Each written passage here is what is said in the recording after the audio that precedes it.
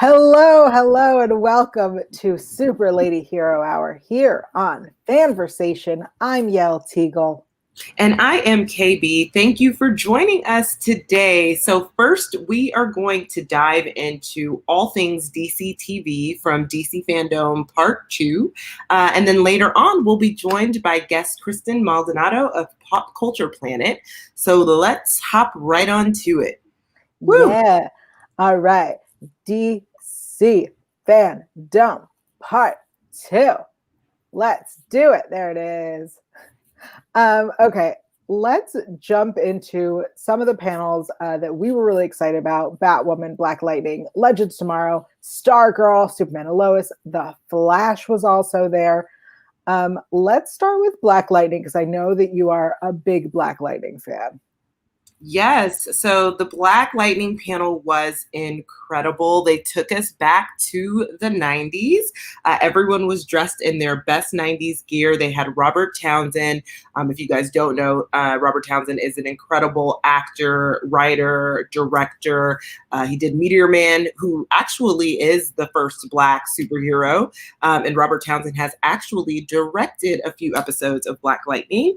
And so he moderated this panel. They did some dope 90s trivia, which anyone who knows me, like all of my friends are like, you are completely obsessed with the 90s. Yes, I am. So I loved everything about it.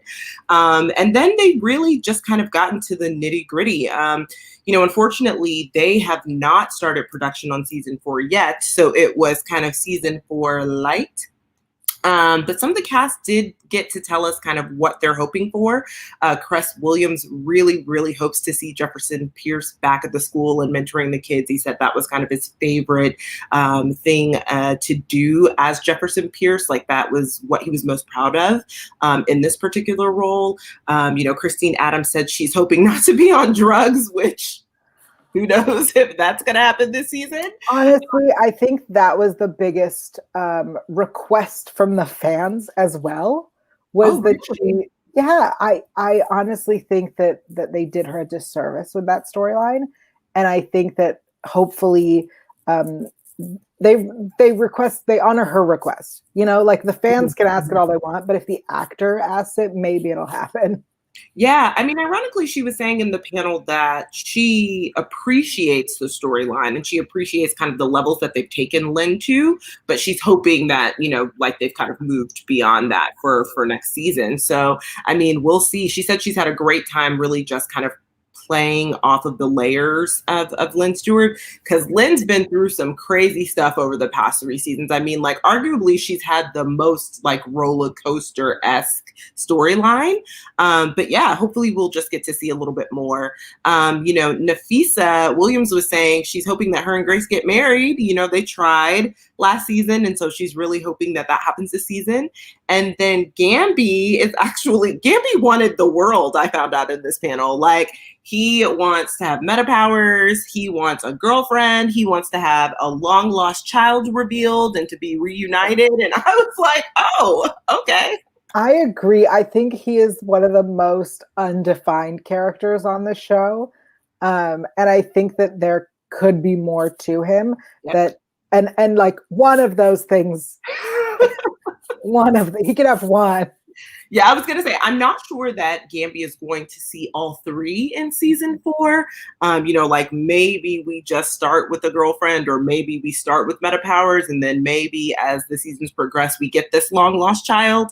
But something he did say was he is hoping, a fan asked if Gamby was going to create a suit for Grace. And that is something that he is hoping. And I hope that happens this season too, because I feel like that can happen in conjunction with, a girlfriend, meta powers, something of that nature. That's so funny. I agree. He should be making a suit for Grace. Like, absolutely. I don't think he should have meta powers. I kind of think he should have a long lost son. Well, listen, I'm into a long lost child who potentially is a villain. Like, I feel like maybe that's something they could do. Who knows what's in store? I mean, again, they have not started season 4, so I don't even think that they've looked at a script or they have a script. So who knows what that's going to look like. But yeah. And then, of course, Painkiller will be back. And, Khalil has died and been resurrected. And Jordan Calloway was saying, his hope is that he gets revenge on Tobias Whale, which is well-deserved. So, yeah. What? He wants revenge on Tobias? What a storyline. Like, everyone wants revenge on Tobias at this point. Oh, that is the most surprising of storylines. Let's talk a little bit about another series, Legends of Tomorrow. The big news out of this panel is a new character. There she is. This is Lizeth Chavez, who's joining the cast as an alien authority, Esperanza Spooner Cruz. And she is described as a Latinx woman from Texas kidnapped by aliens with a thirst for vengeance. So I'm a huge Legends of Tomorrow fan. I'm very excited about this. I'm more excited about this casting than I am about the fact that we're going to space. I was just about to say, so like, how do you feel? Because I feel like what's going to happen with this particular character is maybe we meet this character with Sarah in space since Sarah was just abducted by aliens. Yeah, that's my assumption as well. Again, I don't believe they've started production either. And so all we know about the new season now is they're going to be in space, which I'm not excited about, but whatever. I mean, look, I also feel like every season I'm like, I'm not excited about this. And then it's Legends of Tomorrow and they do something crazy. And I'm like, I'm so excited about this. I feel like every episode is crazy. So yes. Yes. So I'm pretty sure I'm going to love it. But I'm at this moment, cool character, cool actress. Yep, that's it. I don't actually watch Chicago PD, so I'll be curious and that sounds wild to me because also people know that I do love the Chicago franchises, but I only watch Med and Fire. I don't watch PD. So I have no idea who her character was on PD. That sounds terrible, but it's true. But I am excited to see her on Legends of Tomorrow to join this crazy gang. And I'm also intrigued by the fact that since now Constantine has his soul back, what is that going to look like? Because we've spent all of this time with the soulless Constantine and how he's going to be interacting with Astra now that they live together on the ship in space. Right. Who knows? Right. Why don't you tell us a little bit about what's going on The Flash? Yeah, so the Flash panel was an extended version of the panel that they showed a few weeks ago for DC Fandome Part 1. And really the only big takeaways I took away from this kind of extended panel was that Killer Frost is going to be dating. Danielle Panabaker said that. I don't know what that's going to look like. Killer Frost, barely can go outside without getting into a fight with someone. So I have no idea how she is going to go on dates or even find a love interest or boyfriend or what that's going to look like, but that's going to happen. And then the showrunner kind of teased a little bit more about, I think it's Godspell. Is that Godspeed? Sorry, Godspeed. And Godspeed's connection to Barry Allen. So he kind of teased that, Godspeed used to be an ally, but for some strange reason, now he is pissed at the Flash, which everyone is always pissed at the Flash. And it usually has something to do with Barry Allen changing time. So let's figure it out. So I don't know if that's going to be the basis of this, but history has showed us that, generally speaking, everyone's mad at Barry because he changed some version of some timeline some time ago. So. Yeah, okay, so I've very much been like, Caitlin Snow needs to stop dating. I'm not sure I feel now about Killer Frost dating. I think that is interesting. I always think someone who has sociopathic tendencies dating is interesting and seeing them interact with humans. And I feel like Killer Frost is kind of that. So I'm excited to see it. But as for Godspeed, I thought we were done having speedster villains. Oh, I don't think so. Okay, so I'll start with Killer Frost. All of Caitlyn's partners basically die, or they have some sort of like tragic thing happen to them. Right. So I'm thinking, whereas I am concerned about how Killer Frost is going to date because she is, to your point, sociopathic. I maybe she'll have better luck than Caitlyn. I don't know. Mostly because, Caitlyn has that terrible luck when it comes to me. So who knows? And then in terms of Godspeed, so I don't think we'll ever be fully done with speedster like villains. I don't think that's going to happen.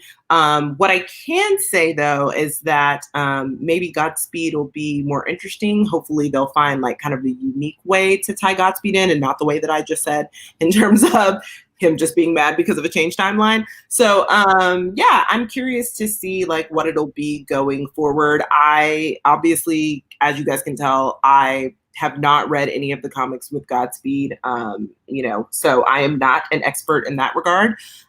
So I don't know, obviously I could go to the source material and maybe they'll pull something from that. I don't know, but we'll see. Ever the optimist. I'm like, give me something different. Like, come on. I think your storyline is 100% what's going to happen, but let's talk about Stargirl for a bit, because they gave us a little bit of scoop here. So the first scoop that we got was that Grundy is definitely not done yet, which is good, because all season I was like, so we're not, nope, okay. So no, we're not going to, okay, no. And then in the end, we saw Grundy for a bit. So it was the showrunner, I believe, said that Grundy is going to be back. And there's a really cool story idea coming up. That much we know. And then, of course, right at the end of the first season, we have this quick little scene where Shiv finds something. And so they confirm that the villain Eclipso, so Shiv hunted down the Heart of Darkness diamond shard. So it's going to be very important in season 2, which is very exciting because, the way that season 1 went, we were like, okay, where are we going now? So that's really exciting about that. Yeah, I mean, I'm excited to see what happens. Obviously there was a lot of talk around Grundy in season 1, and then Grundy appeared for 5 minutes and then was set free. And of course I was like, oh, Grundy's been set free. Grundy's been let go, which means there's probably chaos happening somewhere, or something going down, because I just don't understand why he let Grundy go in the wild, but here we are. But also he's a teenager, so all for that. So yeah, I'm curious to see what that looks like in season 2. I'm pretty sure they have not even thought about filming either, so or scripts. They're probably still just working on them right now. But yeah, I'm excited to see. I would like to see, and I think that the showrunner also confirmed this in the panel, Shiv and Stargirl will be going head to head a bit more next season. Which I am excited to see, because it does seem like Shiv's really taking her father's place in terms of the villain scale, or on the villain ladder, whatever we want to call it. But yeah, so. Yes, I agree. And again, you're right. They aren't working yet. They aren't in production yet. Neither is Batwoman. But I know that discussions have been had about the costuming. Yes, so I'm so excited. That was probably one of my favorite parts of that panel. Yeah, I mean, just the Javicia is like, she will look like a Black woman in this suit. I'm like, yes, like wonderful. And she will have her natural hair. I'm like, yes, yes. So they are leaning heavy into like fan art, which I appreciate. I think that's really dope and really unique. So they're leaning into the fan art. They're like, she was like, every time I get fan art, I send it to the creative team. So I'm curious to see kind of what they come up with. Me too. I was very worried that they were going to try to stick her under that red wig. Oh no, that wig is terrible. Like, honestly, I mean, it is like peak Party City. Like, here we go, just put this on your head and kind of move on. But yeah, no, I'm glad that like it's gonna be different. I am curious if she's just gonna have like a natural hair red wig. Like I don't know what, like I'm just curious to see what the hair is gonna look like, but I am thankful that it's not gonna be that one. Oh, that wig. That's the big news coming out of there. And then I want to talk. Wait, I forgot. Yeah. And the fact that this season, well, most shows are 2 parts, but the first part will focus on where's Kate Kane. So nothing has been disclosed yet about, whether or not Kate Kane's character will still be alive at the end of this mystery. And the showrunner did not tease that at all. But what she did say is that, part 1 is very, very, very heavily focused on where is Kate Kane. All of the characters kind of struggle with it. How the city struggles with not having Batwoman. And then, of course, part 2 will really focus on Ryan Wilder, who is an original character to, DC lore. So, how Ryan Wilder kind of comes up through the ranks for a city working against a system that wasn't designed for her in this particular city in Gotham. So, yeah, we shall see. I don't know. I kind of think they might kill Kate, but I think they will only kill Kate if Ruby Rose does not agree to come back to close it out. Okay. I don't think she's going to close it out. Like, I think that that's probably done. But the fact that her twin sister is so integral in the storyline still and will be going forward in season 2, that's why it's really interesting to me. So I don't know. I kind of feel like they may have to just. Oh. But I don't know. Interesting. I think that's a very interesting point. I want to talk a little bit about Superman and Lois. So again, this show is not coming out till 2021. I feel like that's allegedly right now. It might be 2022 the way we're doing projections. Sorry, at the earliest. I meant at the earliest. I apologize. I should clarify.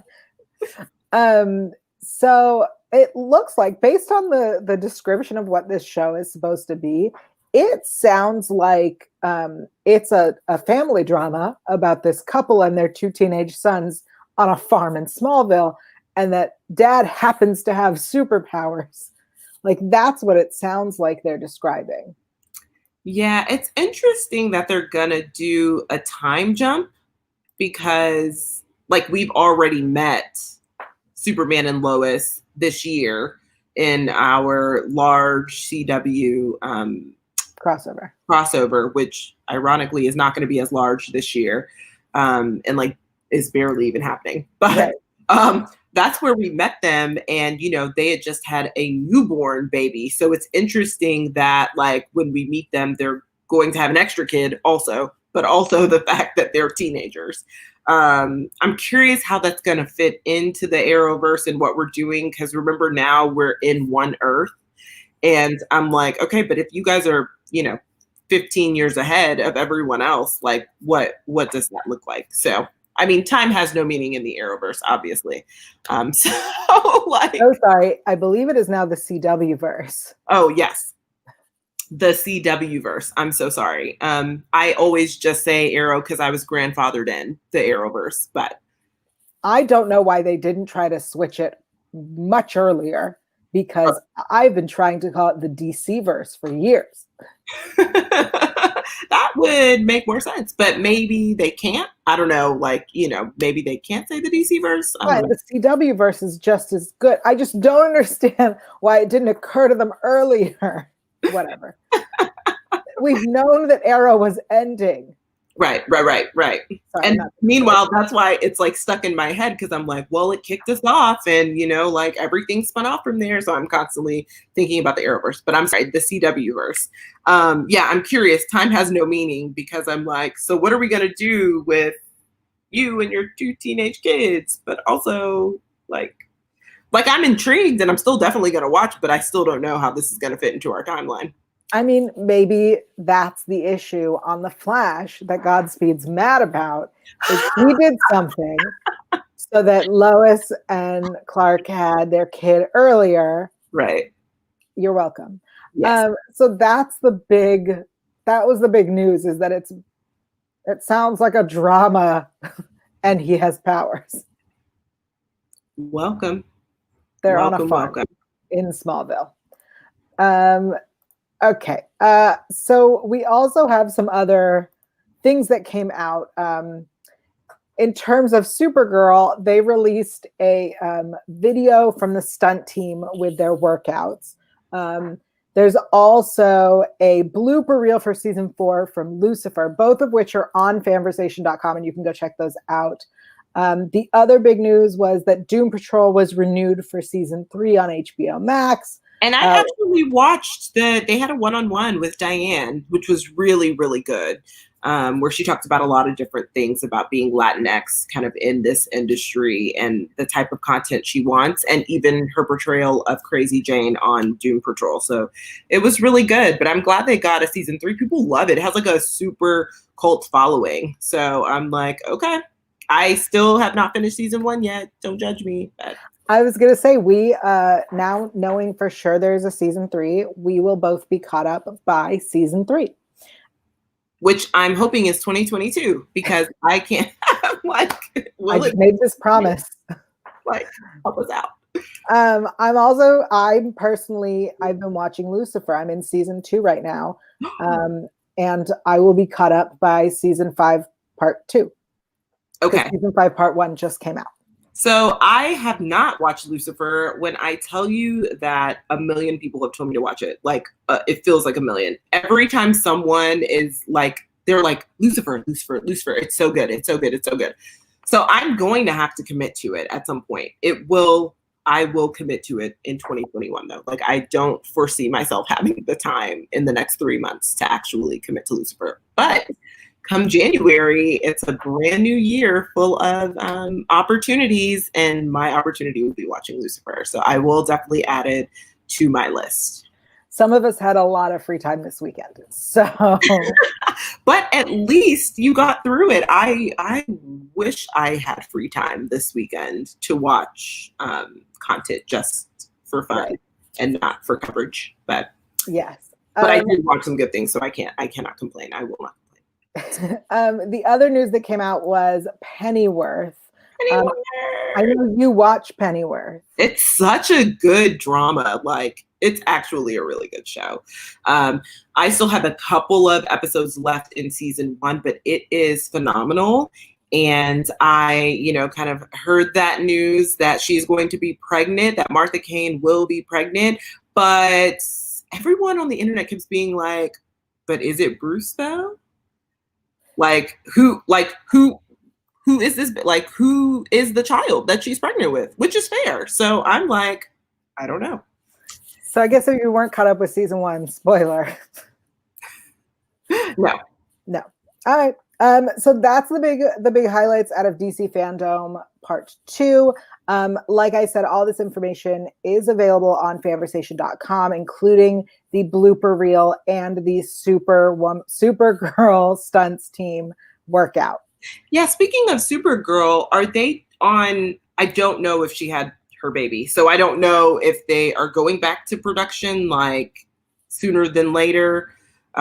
Maybe they have an extended like time period because she's on maternity leave. I don't know, but I can't wait to see, like, whenever they do release some information, kind of what direction they're going to go in for this next season. So yeah. I don't pay attention to Offspring news, is what I realized. Well, like, she and her husband announced it, and I was like, oh, cool. But then it just occurred to me right now, because I had forgotten about it, but it just occurred to me right now that, like, oh, actually, maybe that's why we don't have any information, because she probably had her baby, like. She's busy. Busy. Yeah, exactly. Like, you're carrying a child, you're birthing a human. That's way more important than Supergirl, honestly. Yes. So. Yes. So that is our DC Fandome Part 2 wrap up. And next we have our very first special guest here on Super Lady Hero Hour. We have social media maven, fellow TV and film critic, and host of Pop Culture Planet. That's right. Kristen Maldonado is here. Kristen, hello. Hi, how are you guys? Hi, Kristen. So how has your weekend been? Oh, it's been pretty good. Just busy. How about you? Good. Just being a little lazy, but just living. Well, welcome, Kristen. Just thank you so much for joining us. We are so excited to have you as our first guest, and we are so excited to hear all of your thoughts on this week's crazy episode of The Boys. I feel like I say that every week, but honestly, the episodes keep getting crazier and crazier. So I'm just going to read the quick cap for this episode. So episode 204, Nothing Like It in the World. Milk, Huey, and Annie go on a road trip to find liberty. Frenchie has relationship problems, and Homelander continues to unravel. I feel like that last part is indicative of Homelander every episode. He continues to unravel. Yep. Yeah, that is the big theme this season. Let's start with Homelander. Because the more I think about this episode, the more I'm like, wait a second, that happened. Wait a second, that happened. So I want to jump into Homelander and Doppelganger. Oh, that was very surprising. I was not expecting that. And at first I was like, wait a minute, am I forgetting parts of season 1? And then I was like, no, wait, I don't think so. What is going on here? I agree. I was like, wait, how did he get her out alive? Oh, wait, wasn't there a shapeshifter? Maybe I'm forgetting something. Yeah. Homelander is truly a delusional individual. Every single episode, I'm wildly perplexed. I said last episode that he actually makes my skin crawl. Every single episode, I'm like, he is wildly unstable and also just ridiculous. So him with Doppelganger, I was like, this kind of need to, and later on the episode, Stormfront touches on it, but this need to be adored by everyone and loved by everyone and kind of just having this total childlike meltdown when that doesn't occur is just so bizarre to me. I'm like, what is wrong with you? And we know what's wrong with him, obviously. But it's just Homelander, if you don't pull your life together, what are you doing? Yeah, I mean, this is kind of like what you see when someone has complete power, but also no nobody to balance him out. He grew up a very terrible life. So I mean, they kind of made him this way inadvertently. So it's Vought's fault. But every time I watch his scenes, like you said, I'm just this guy's so terrible. And I'm like, wow, Anthony Starr, you are a phenomenal actor to make me hate you so much. And just to be so disturbing. I'm like, wow, this guy deserves all the awards for playing such a wild character. It's interesting because I felt like they reintroduced Doppelganger and I went, oh man, a shapeshifter really affects narratively a lot of things and can mess with things. And the rest of the season you go, oh, is that maybe the shapeshifter? Oh, maybe that's the shapeshifter. Maybe that's the shapeshifter. And so the idea that they were like, we're going to cut that off real quick. We're going to make sure you're aware that this is not lasting. Yeah, but you're right, because I kept thinking during the butcher scenes, I was like, wait, is this really the wife or is this really the doppelganger? And I just kept thinking that. But now, now they've cut him off. So it's honestly one of the issues when you remind us that a shapeshifter existed. It felt like they were trying to be like, remember this thing because it's going to be important. And they went, nah. Yep. They were like, oh yeah, don't worry about it. Everyone will die. So, Doppelganger's the first one. Don't worry. He will not be coming back. You do not need to be concerned. I'm like, oh, okay, great. Is that in question marks? I don't know. Was anyone else very uncomfortable at Homelander trying to blow Homelander? Yes. The whole entire scene was what? The level of narcissism in that scene was just, I was like, this scene is wild and also deeply uncomfortable. But I mean, to be fair, every time he drinks the milk, it makes me uncomfortable too. It's just, I mean, everything he does makes me uncomfortable. So I'm just kind of like. Yeah. Now, do you think that there's a deeper kind of metaphor for kind of sort of killing yourself? I don't know. It was kind of I was like, what does this mean? This must mean something, right? Does this mean he's going to be even more unhinged? Or That's a really great question. Yeah, I think that, like, honestly, it just speaks to the fact that, like, Homelander will do anything, like, to make sure that Homelander is at the top. Like, whatever that looks like, he would do. I mean, I think, and we've seen glimpses of that before, but, like, when he threw his son off the roof, like, you literally are just like, this man will do what is necessary for him. Like, that's it. There are no other people in the world. There are no other concerns except for I need to be the top individual in everything. And it's wild.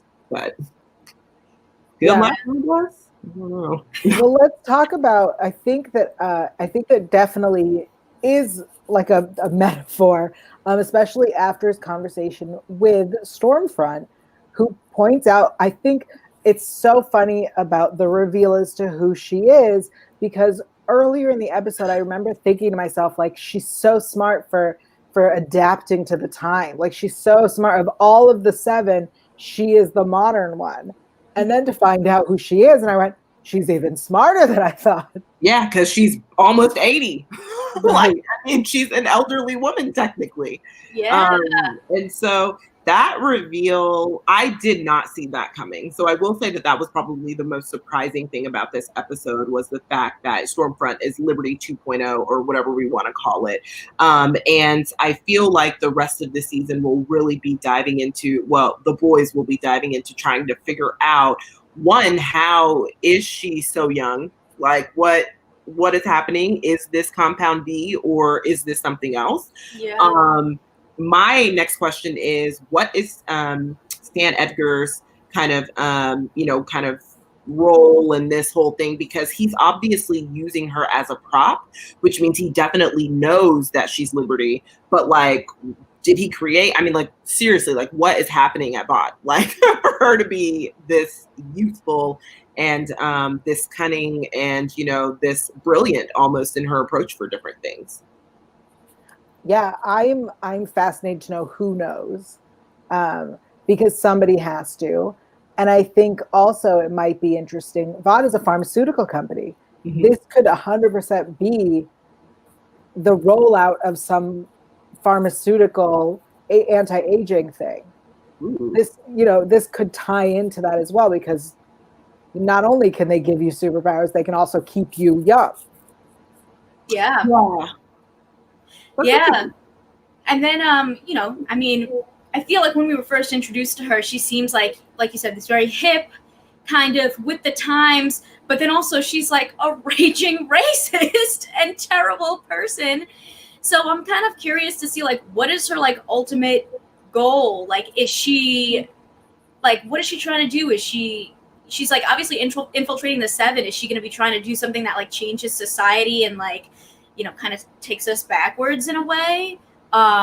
Or she just mentioned something about kind of like something about that made it seem like any PR is good PR, right. And I'm kind of like, well, so are they trying to, like, put her in a certain light so that they put different heroes against each other and kind of put her more in a spotlight so that she can take control of something? I'm not really sure what she's doing, but yeah. She, like, is, I feel like, even more terrifying because there's, like, this element of, like, nobody really knows what she's doing.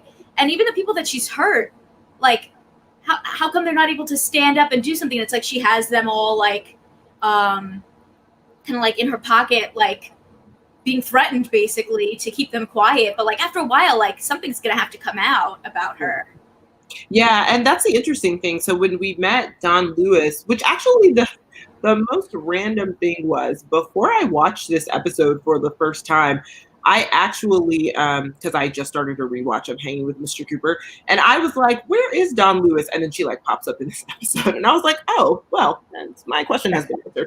But I was truly like, man, like, it's been so many years. Why are you still terrified? Why won't you say anything? And I mean, I get signing an NDA, but, like, also, okay, like, people don't even know who Liberty is anymore, really. I mean, like, realistically, that's kind of in the past, et cetera.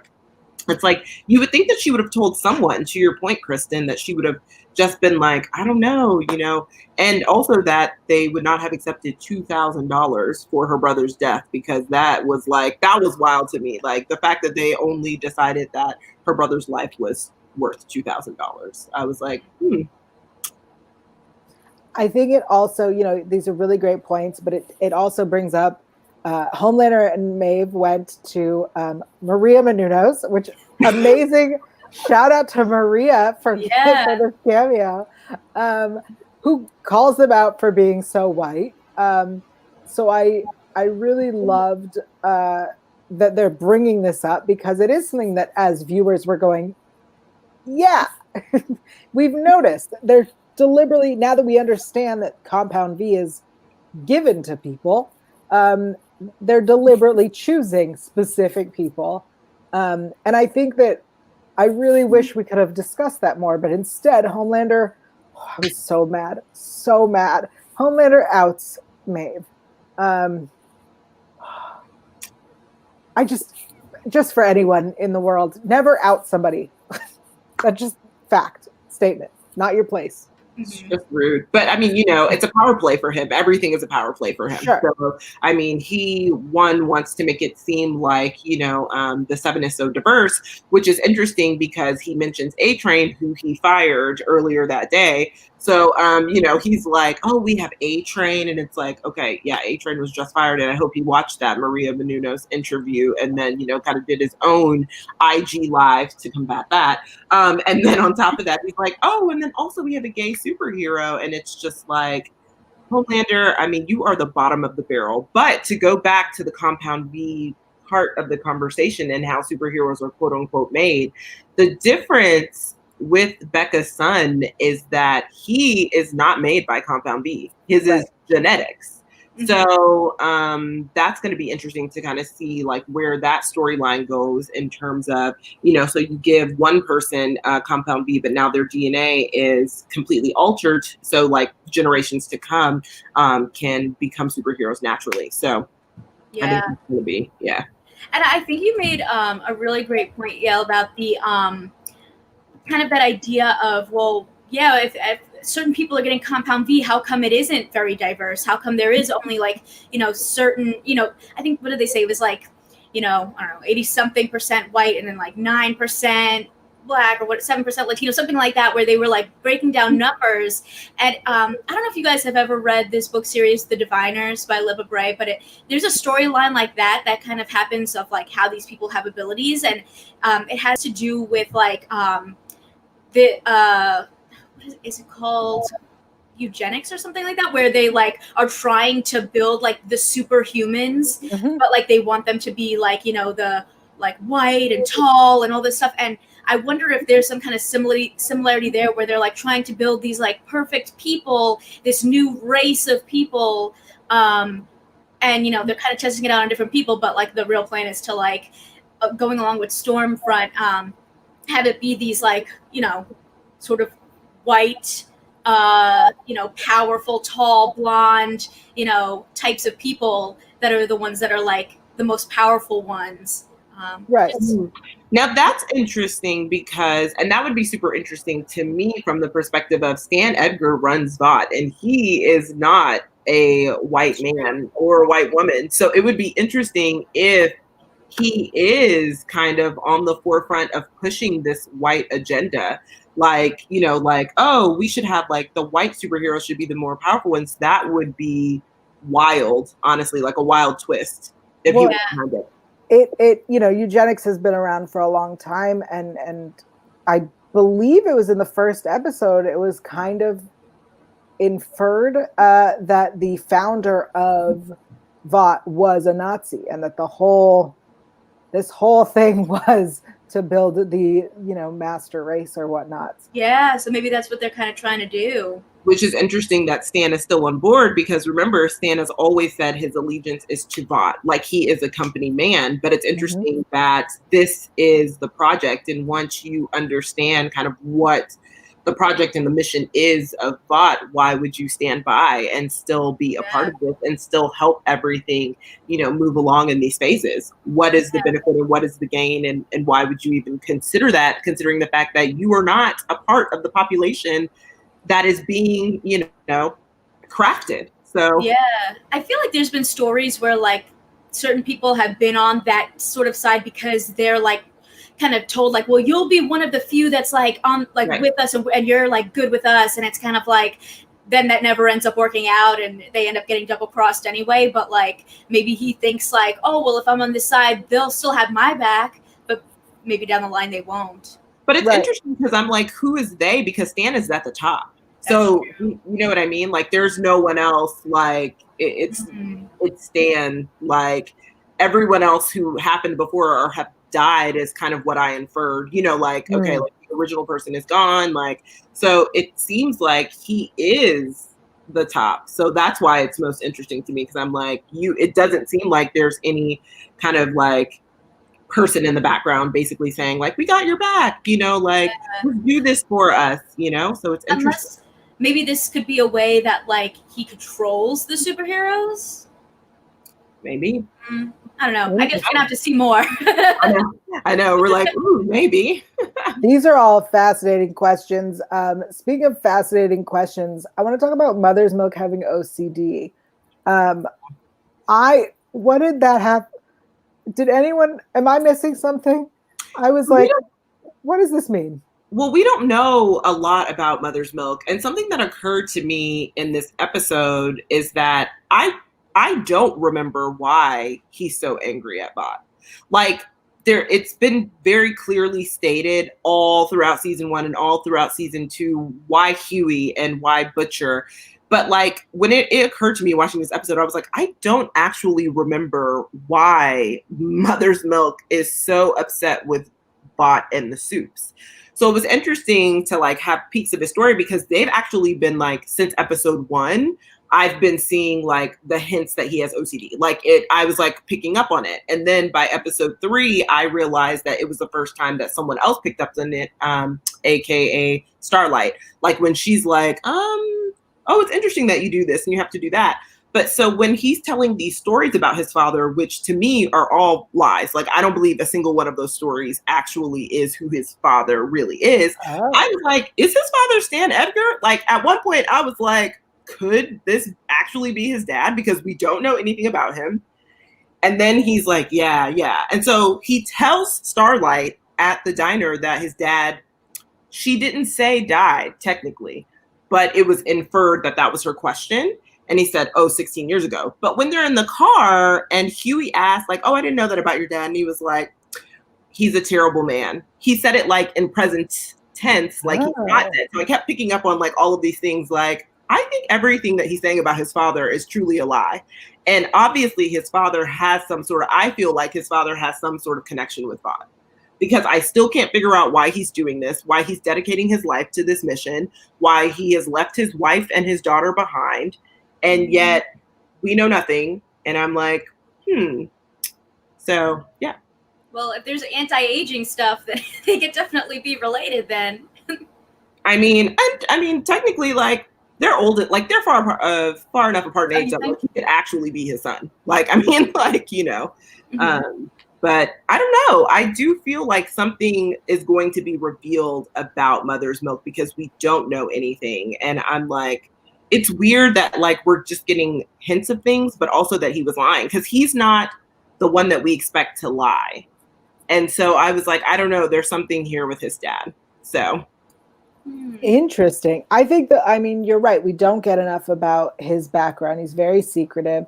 I do appreciate that there was a discussion about leadership because I know that, we've been bitching about it for a bit that like he seems to be the one who should be in charge. And then when he's given the shot, he's like, I don't want it, which I appreciated because as a viewer, we're all going, why isn't he in charge? Yes. And now we know why. Yeah, because he's like, no, thank you. You guys are all crazy in your approach to life. And I just, firmly think that like I want to get off this wild ride whenever I want to get off this wild ride. Like I think he just wants the option to be able to walk away. I feel like if he steps into a leadership role, then he will feel obligated to kind of see things through. But I also feel like at some point Mother's Milk is going to be like, okay, this is not my mission. And I want out. And, you know, now he kind of has the opportunity because he doesn't have to manage everyone in that regard. But I think we're going to find out more. We have to, because when I was like, dang, I don't know anything about him. Like, I was like, I mean, I know he has a wife and a daughter. Okay, cool. But like, what is the point? Why are you here? Like, what is happening? So I think that that's going to all come to a head this season. I hope so. Speaking of things coming to a head, Becca and Butcher are reunited. I have been waiting for this. And it was disappointing. It was disappointing to me. I started to wonder, the more we got to see her, the more I realized, how were they a couple ever? Like, they don't make any sense. And then when she points out that like Butcher doesn't want children or like children, and that he put her on this pedestal and she was not like that, I was like, oh, yeah, they don't belong together. This is in his head. So I wouldn't say that it was in his head. I think that the people that we met in season 1, when we met them, when we first saw them as a couple, like when she was on staff at Bot, I feel like, you know, those people were very much in love and they, you know, thought that they would be really great together. I think what often happens is, you know, people sacrifice a lot of themselves to make something work. I think when, you know, she was murdered, because, you know, obviously she's alive, but when she was murdered, everything that he had been working towards in terms of bettering himself and just becoming a different person went out the window. And I knew the moment Becca was alive that they would never be together again, because they had just grown into 2 different people. Like, it just wouldn't work. Even if she didn't have the son, they still would not be together, because I think that like all of the years that passed by gave them kind of an opportunity to reassess and reevaluate those people that they were in that relationship. And they are nowhere near those 2 people now. Like, they just are vastly different people, and they've had terrible experiences happen to them, and those have like really informed who they are now. And so I just was like, oh, this is definitely not gonna work out. Like, even when they were so happy to see each other, I was like, cool girl, get you some, and then also leave, because, you know, no, I mean, like, this, you do not need to be with him. And because I've stated on this show multiple times, he and Homelander are essentially the same character, I was like, girl, you are just being controlled again by the same type of man. So Ooh, wait, how? I just think that like the way they're written, there are just a lot of similarities between Homelander and Butcher, and they both think, you know, the only difference is that Butcher really thinks that he's doing it for the right reasons, but ultimately they're both 2 sociopaths who are very narcissistic and only are concerned about themselves. And I think that she realized that, having kind of this time away from him, like, oh, wait, this is wildly unhealthy, and et cetera, et cetera. So, and, you know, I feel like she kind of has an inkling of the things that he's done, you know, on this path, on this journey to finding her. And she realized like, oh, you're actually not that different from Homelander. It's like, yeah, ding, ding, ding, ding, ding. So girl, move on. But yes, I am curious though, like now they're not together, if we're actually even really going to see her that much anymore. You know, now that that kind of door is closed, I have no idea what's going to happen. But great points. Yeah, I think what we both were saying, like maybe that's why I felt like, is this really her? I don't know, because I was like, I don't know if I feel the connection between them anymore, and I felt like maybe she's really the doppelganger, because they just didn't make sense to me. But I did think it was really interesting to see how, you know, once they plan to be together, she thinks about it more, and she's like, honestly, I know the kind of person you are. You're going to kill my kid. Like, you're going to kill him. And he's like, no, I'm not. And she's like, no, but you really are. And he's like, okay, yeah, I probably am going to kill him. Yeah, you're right. Because I guess, like you were saying, like, Homelander and him are very extreme. And so while he thinks he's doing the right thing, Homelander's just kind of doing whatever he wants, but he thinks he's doing the right thing. So then that makes it even harder, probably, because he's like, well, I'm doing this for the right reasons.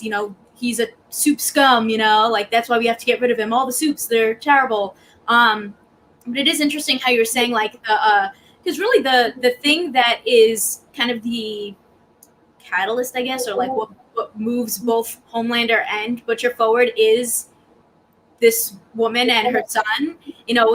Homelander being like, I want this kid in my life because I never had any family, and like maybe this will be that thing. And Butcher being like, well, this woman was taken away from me, so like I thought she was gone all this time. This is what moved me forward, and now that she's here, it's like it just doesn't work anymore. And so I feel like maybe we're gonna see that with Homelander too, where just like this kid doesn't actually really mean anything to him, like as much as he wants it to be like this family. I don't know if that's what he really wants. I think maybe he's just like projecting something that he thinks and it's not going to work out, especially when it seems like the son's going to be like his rival at some point, so it's interesting how like this mom and her son are like the catalyst for these two people. Yeah, I think you just said it. I don't think that Homelander cares about the family aspect at all. I think he wants to, there's some, on a narcissistic level, he's like, this kid is partially me. Like, I think it's one of those things. Like, it's a fascination because he's like, oh, this kid is a part of me. And like a God being like, this is something that came from me, but then like being like, I don't care about it anymore. Yeah. Or like, how can I use this thing that came from me for my own good? Like, how, for my own selfish gain, how can I use this? So I don't think that he actually cares about a family unit. I mean, and if he did, it would strictly be the son. He truly does not care about Becca. Like, I mean, like that, he would kill her in a moment's notice if he had the chance. But I think the son, he's kind of like, ooh, look, it's a piece of me. Like, oh, it's a shiny new toy who also has my DNA. Like, it's like, okay, grow up. I think you both make amazing points. I totally see what you guys are saying, and I love it. We gotta keep moving, so let's talk real quick about Huey and Starlight. I feel like everyone got that old thing back in this episode. Yeah, this was like very much like relationship episode. Yeah. Everyone's like, like, oh, let's just, nope. It's just one of those things. Yeah. Speaking of relationships, let's talk about the Deep and his sham of a marriage. Yes. This, if you didn't catch that this church is Scientology, maybe you got it this week. They're being so subtle. So subtle. Yeah.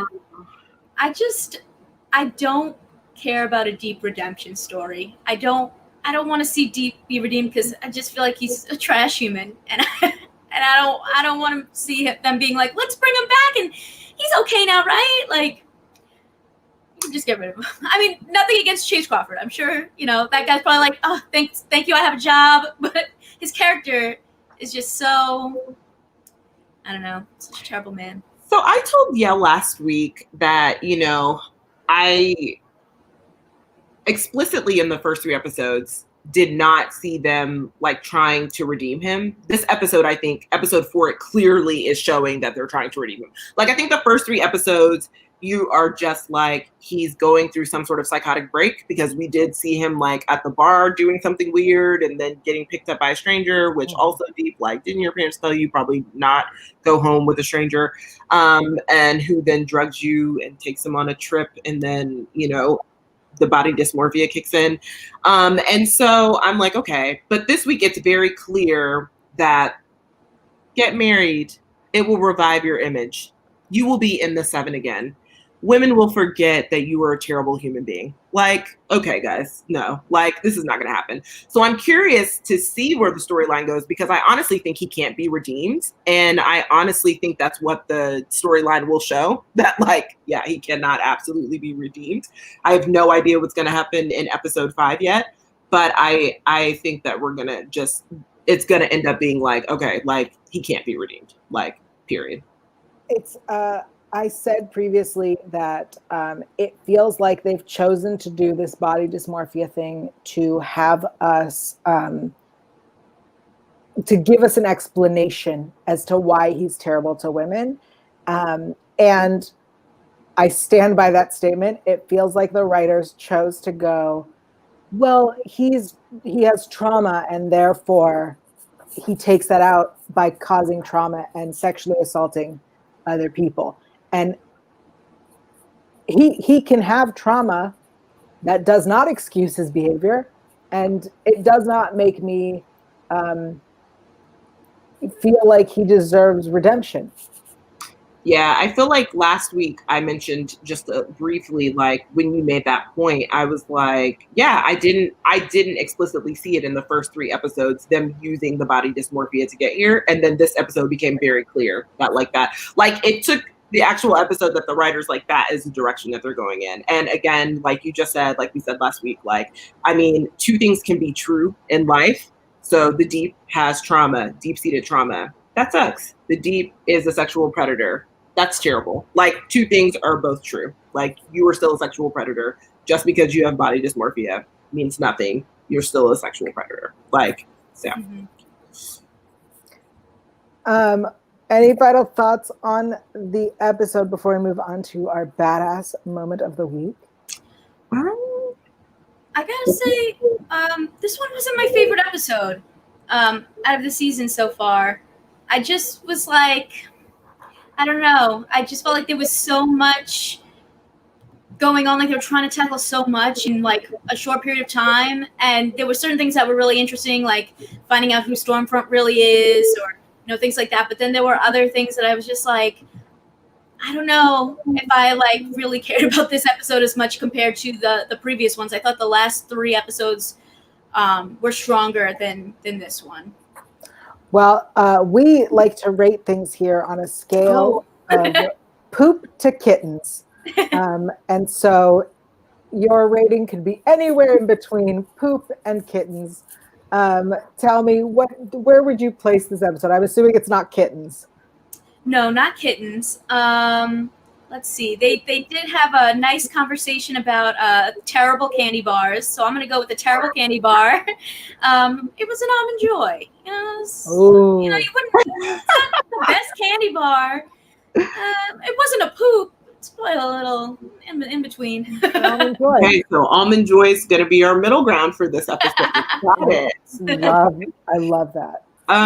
So yeah, just final thoughts on the episode. Yeah,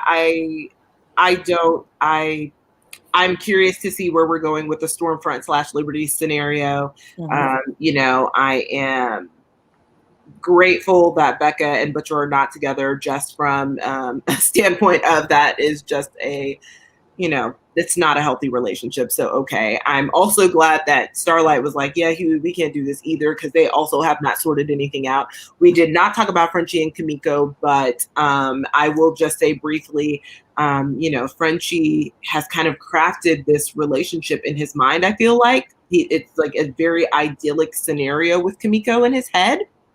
And I'm hoping he comes down to reality to really actually just see her for who she is. So there's also that. I will solve all mysteries around Mother's Milk. That is truly my goal. And, Homelander is still wildly sociopathic. I still hate him. The Deep is still a terrible human being. I am curious to see how we get his redemptive, non-redemptive storyline, because I'm pretty sure they're just going to end up being like, he can never be redeemed, he's terrible, kind of like what they're doing with Homelander. I mean, so I probably in the same vein, he might become Homelander 2.0. Maybe that's where this is headed, actually. Maybe. But I'm going to agree with Kristen and say it was middle of the road for me. Like episode 3 was still probably my favorite thus far. So I'm going to go with the Almond Joy, middle of the road. Wow. 2 Almond Joys. I'm gonna throw a wrench in it and just go with a spoon. Yep. And I'm not gonna explain it. Well, you have to explain. Is it above an Almond Joy? Because we're dead center. That's fair. I see. I would say it's on a different level, but at the Almond Joy level. Okay. So I just needed. Sure. I think it was was a fine episode. I would like more. I'm a very impatient person and like answers. So I would like answers on Mother's Milk. I liked that we got answers on Stormfront a little bit. I do like that we got answers on Liberty, because that felt like they were like, we're going to throw in more names. Good luck. So I really liked that. And then I want more answers on Vought and what's going on there. Outing someone really pisses me off. So I was very, very unhappy. So I would say that a spoon is just below an almond joy. Yes. We are going to tell each of us what our most badass moment of the week was for this episode. I'm not going to go first because I can't think of one yet. So most badass moment of the week. KB, would you like to start? So badass moment of the week. I'm not going to say it was like a badass moment, because actually this episode was kind of like on the low scale in terms of, just badass moments. I will accept badass or what WTF moments. Right. So I will say the best WTF moment was Homelander versus Homelander. That sexual tension that happened with Doppelganger as Homelander, that there's I don't think I need to explain because it was bizarre. Yeah, great. That was definitely a WTF moment. I was like, what is happening here? I would say my baddest moment of the week or WTF moment, I really like Kamiko. So, even though she didn't have a lot going on this episode, she showed, what you do if a guy kisses you, you don't want him to. She's like, no, back up. She was like, I don't want that kiss. And I think she's going through a lot, so I'm hoping that we get to see even more of her in the next few episodes, just like kind of figuring out like, what she's dealing with, and, maybe getting revenge on Stormfront or something like that. Yeah, I love that you're calling out that moment, because I also, when a man kisses a woman on a TV show or movie to make them stop talking or to distract them, it's one of my biggest pet peeves. Yes. And so she's clearly mourning the loss of her brother, and his choice to kiss her. Ridiculous. Yeah. I totally agree. I don't have a moment. I guess I'll tell you this. This is a personal moment. My WTF moment was when Maria Menounos showed up on screen. Maria? as a friend, I was like, what is she doing there? So that was definitely the moment that took me the most by surprise. All right. So let's wrap up with, what are you looking forward to / what are your predictions for episode 5, which will be out on Friday? Which I guess Friday, because honestly they've been dropping them on Thursday, but sure. Yeah. Yeah, I'll start with that one. I feel like we've gotten Stormfront info every week, which is unexpected. Again, as an impatient person, I'm always surprised when they give me information.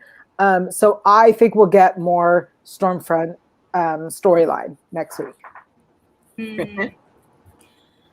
I feel like I want to know if we're going to find out anything about that person that explodes brains. So maybe next episode we'll finally start figuring out who is that person. That's what I'm hoping for. Yeah, and whose control are they under? Right? Mm-hmm. Like, I'm curious about that. So mine for episode 5 is, I want more information on what Butcher is going to do now that Becca is out of the picture.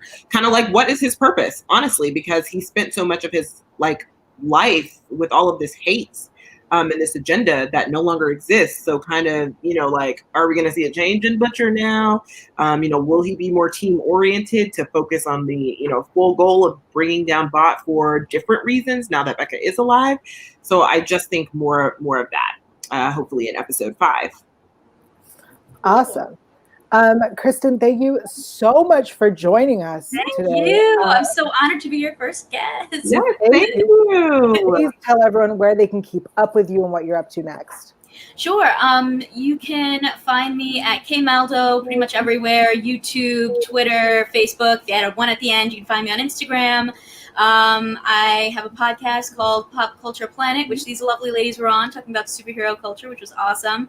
And if you want to know more about that, you can check it out on again on my YouTube channel or on any podcast streaming platforms or Instagram, Pop Culture Planet Podcast. And yeah, just I'm geared up for Hispanic Heritage Month. I have like a couple of projects that I'm working on for that, so I'm very excited. Yay! Yes, well, keep us posted on everything for Hispanic Heritage Month. We would love to support. And then, of course, you guys know you can find me at The Lady, LADYKAYB, pretty much just on Instagram and Twitter, because I don't have anything else. Well, actually, no, YouTube as well. But, follow me there. Of course, I'll be writing and putting out content and lots of different things. Later on this week, there will be a video interview with myself and the director of The Devil All the Time. So wait for that. And then some other cool stuff coming down the pipeline. And after this, tonight, in the late night hours, I am going to be doing Payer Waits live Lovecraft Country episode. So I am back again for episode 5. This episode is insane, and it's one of my favorites because I love Queen Ruby so much. I adore her. She's my favorite character, and this episode is all about her. So feel free to check that out on Payer Wait on YouTube. And Yell. I'm everywhere at Yell Teagle. That's YAELTYGIEL, especially on Twitter, Instagram, and Twitch. I'll be back on my Twitch channel tomorrow. I know I took last week part of it off, so we're going to try to play Super Nintendo again. Hopefully, I don't get frustrated and give up like I did last week. So come be there and cheer me on / tell me what to do. Of course, we are here Sundays. Generally, we're Sundays at 4 p.m. Pacific. So please make sure you have subscribed to Fanversation so that you know what's going on. You don't miss a single episode. Of course, all of the things we discussed are on fanversation.com from DC Fandome. And if you haven't seen the trailer for this season of The Boys, that is also linked below. Thank you again, and we will see you next week. Bye. Bye.